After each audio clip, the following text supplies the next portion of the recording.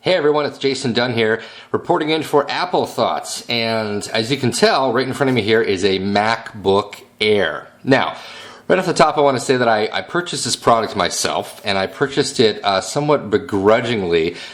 I wanted a new laptop. I wanted a laptop that had really great battery life, but it was also highly portable and had a really great screen. And I did so much research. I posted on Laptop Thoughts. I put all this effort in trying to find a laptop that would deliver exactly what I was looking for. And would you believe it? The MacBook Air, the maxed out version of the MacBook Air, it was virtually the only product I could find. I looked at the HP Envy. That product came really close. It came in second. I was really thinking about doing it.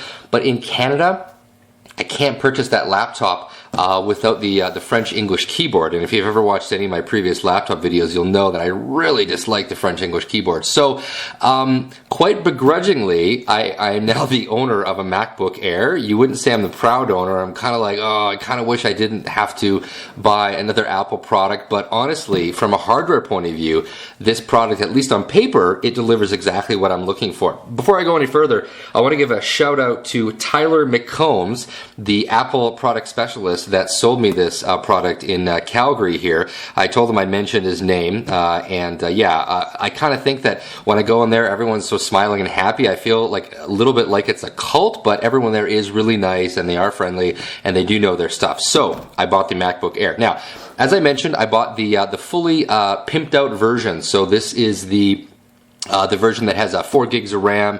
It has the 256 gig SSD, and it also has the 2.13 gigahertz CPU. So without any further ado, let's get into it here and let's do the old unboxing. As usual, Apple has a really nice unboxing experience, really nice package. So the only thing I took off was just the outer plastic. As you can see here, I'll lift this up, and then this is the actual MacBook Air here. So I'll try to get it up to the camera here so you can see how thin it is.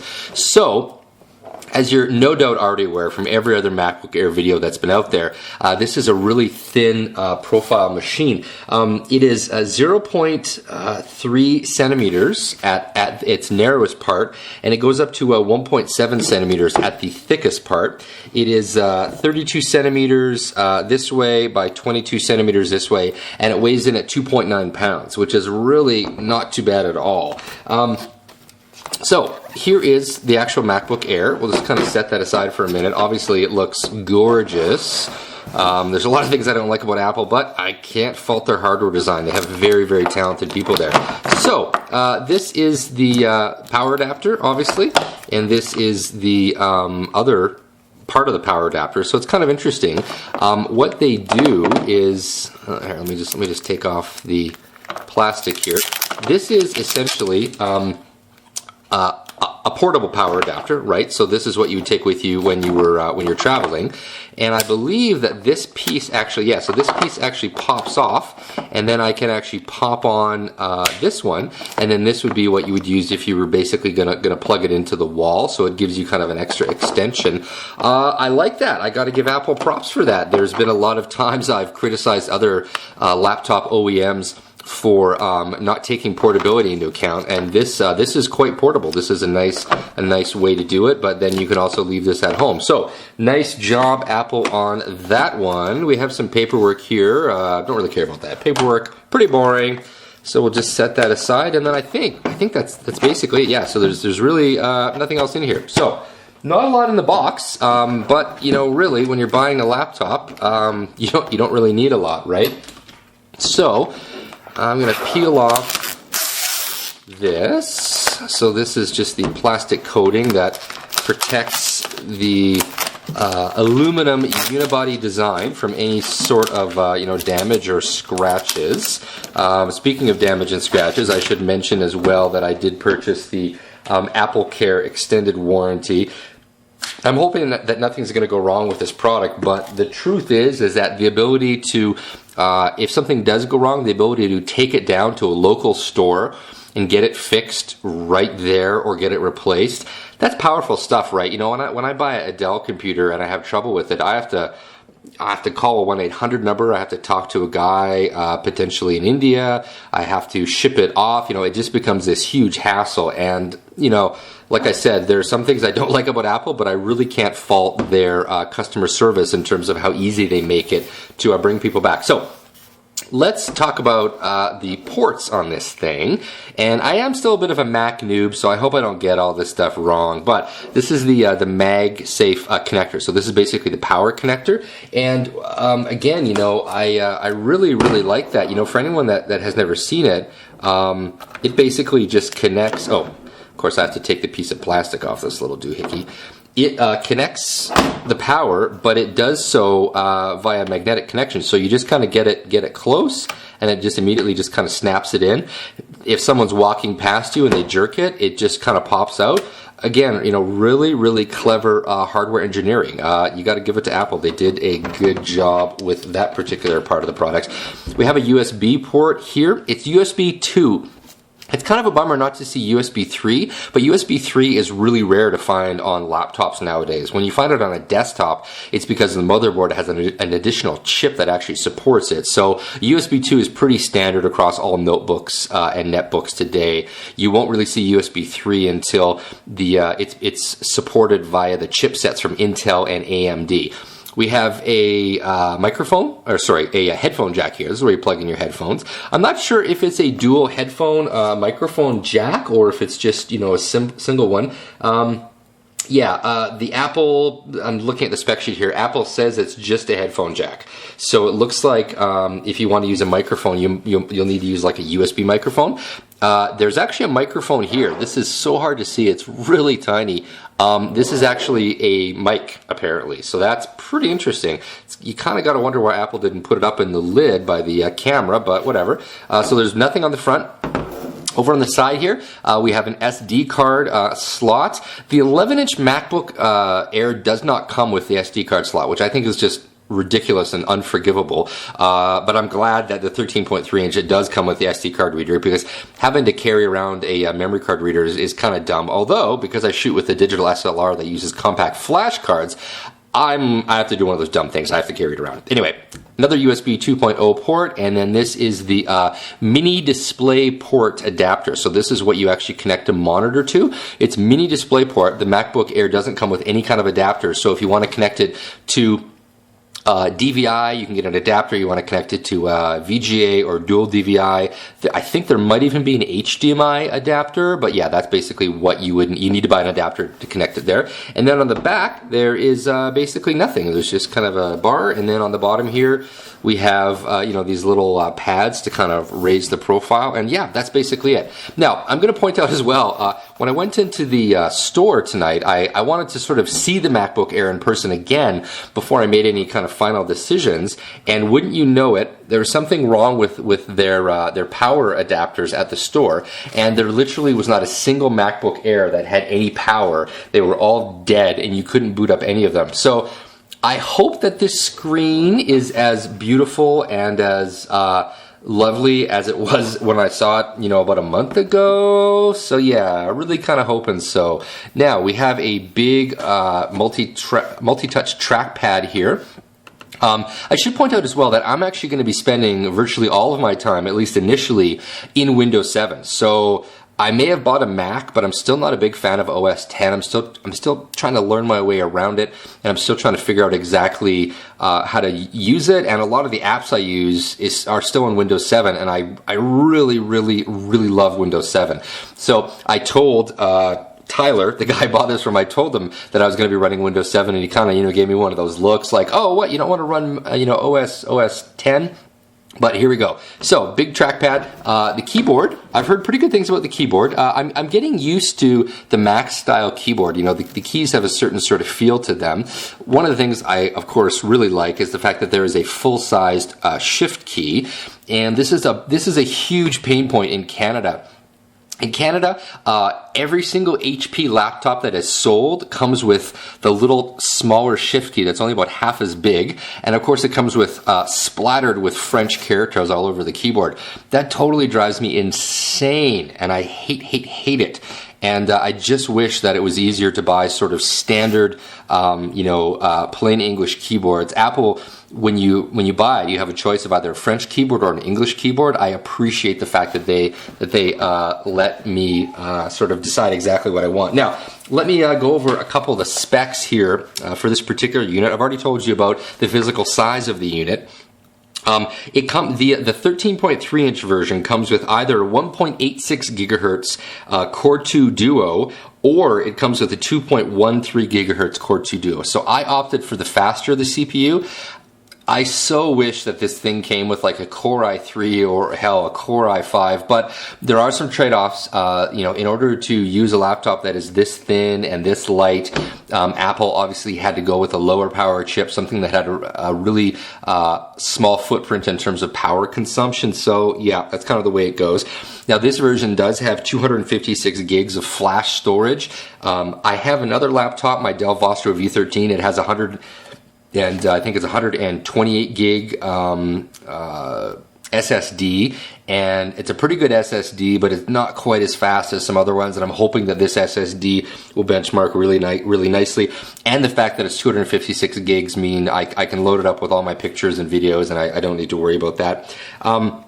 One of the big things that I was really keen on one of the things I was looking for when I was looking for a new laptop is that I wanted a laptop that had a 1440 by 900 resolution screen. This is sometimes called a 980p resolution, 900p resolution. Dell came up with that. And here's the thing. Apple is virtually the only one in the world right now that offers a 13.3 inch screen at that 1440 by 900 resolution.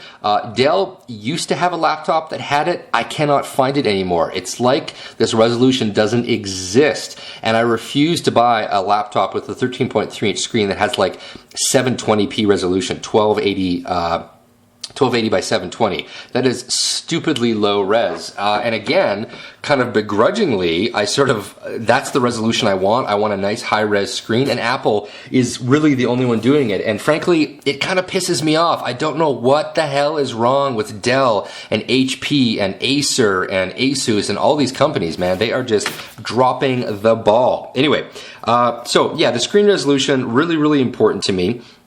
The GPU, so the graphics processor inside this thing is an NVIDIA GeForce 320M, and it has 256 megs of DDR3 RAM. Now it supports up to 2560 by 1600 resolution, so pretty decent. I will point out as well, it's going to be kind of hard to see, but right up here we have the FaceTime camera. So this is, of course, just basically a webcam. I've heard really good things about Apple webcams. This is the first product I have that has an Apple webcam, so I'll be interested to see how well it works.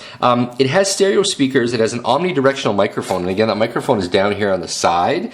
I'm really interested to see how well that works, because it seems really weird to have an omnidirectional microphone in the side. Yeah, kind of weird. We'll see how well that works. It has built-in 802.11n Wi-Fi, which is also compatible with A, B, and G. It has built-in Bluetooth 2.1. Kind of weird that it's not Bluetooth 3, because Apple is usually pretty good about supporting Bluetooth, but Bluetooth 3 doesn't really bring anything particularly exciting to the table, at least in the kind of general consumer sense. Now, one of the things that really impressed me about this unit, and one of the reasons why I really wanted to get it, was the battery life. If you look online, you can find some breakouts that actually show you the guts of this thing. It's kind of like this. Most of the computer is about right here, and the rest of this, it's all batteries. So again, there are some people that say that the MacBook Air isn't innovative and it doesn't really do anything different. To me, having almost the whole laptop be battery and allowing you to have 7 hours of real usable runtime, and I've had a friend of mine, Xavier Lanier from notebooks.com, he has this exact model, and he used it, and he literally got 7 hours of real usable battery life out of it. That is super important. So again, Apple is doing a really good job at delivering really highly usable battery life. The question is, of course, will I get to see 7 hours of battery life running Windows 7? That's the big question, right? I have not found a single article online at the time that I'm shooting this video that actually tells me whether or not that is really going to be the case. So I'm going to try to do some hardcore benchmarking and be someone to actually deliver the answer that I could not find. Yeah, oh, there is something else I should actually point out. Inside the paperwork here, there is something, oh, yeah, in case you guys haven't already noticed, and maybe this should be really obvious, but there's always someone that asks me this question. No, there is no optical drive. See? There is no CD drive, there is no DVD drive. If you want to load up stuff from here that requires an optical drive, you need an external drive, which is something that you can get, you know, from Apple. They sell it. You can also use other products. I have an external drive, like an HP. I think I have a Samsung one. I'm going to plug it in here. I'm going to see if it works. I hope it works. But the interesting thing is, Apple gives you this little USB flash drive, and it is the MacBook Air software reinstallation drive. So, as the saying goes, if your MacBook were to go completely tits up, it was to totally tank and crash, and you needed to reload the original software, you would actually just pop in this little flash drive. Again, really innovative, really interesting, and 2 thumbs up to Apple, because this is a really clever way of working around that particular problem. This, of course, has OS 10. I can call it OS X to piss off all you Mac fanboys, but no, I'm going to call it OS 10. It also comes with iLife, which is, I'm going to assume it's iLife 11, because yeah, that's the current version of iLife. And yeah, I think that's basically about it. I think I went over all of the specs. I mean, this thing, you know, it doesn't have anything radically different from other products out there in terms of hardware. It doesn't have anything that's, you know, really cutting edge. The cutting edge part of it is really just the design, the thinness, the lightness of it, you know, the physical weight, the high-res screen. That's definitely something that's special. And the fact that most of this, you know, probably about like that much, is basically all battery. So you're going to get about 7 hours of real usable runtime, at least under OS 10. My question is, of course, how much of that is going to be from Windows? You know, what kind of battery life am I going to get from Windows 7? So I'm going to be using Boot Camp on this thing. I'm going to be running Windows 7. I'm going to leave OS 10 on here, but most of my time is going to be running Windows 7. And so in terms of price, I'm going to put up a buy link in the video description. So go ahead, if you want to know how much it is, click on the video buy link. The buy link, I'm gonna point you to Amazon.com in the US. If you want to support the work that I do, if you like this video and you want to support me, please go ahead and purchase a MacBook Air or any other product from the Amazon.com store. That's an affiliate link. So this has been Jason Dunn reporting in for Apple Thoughts and Laptop Thoughts. I'm going to post this up on Laptop Thoughts as well.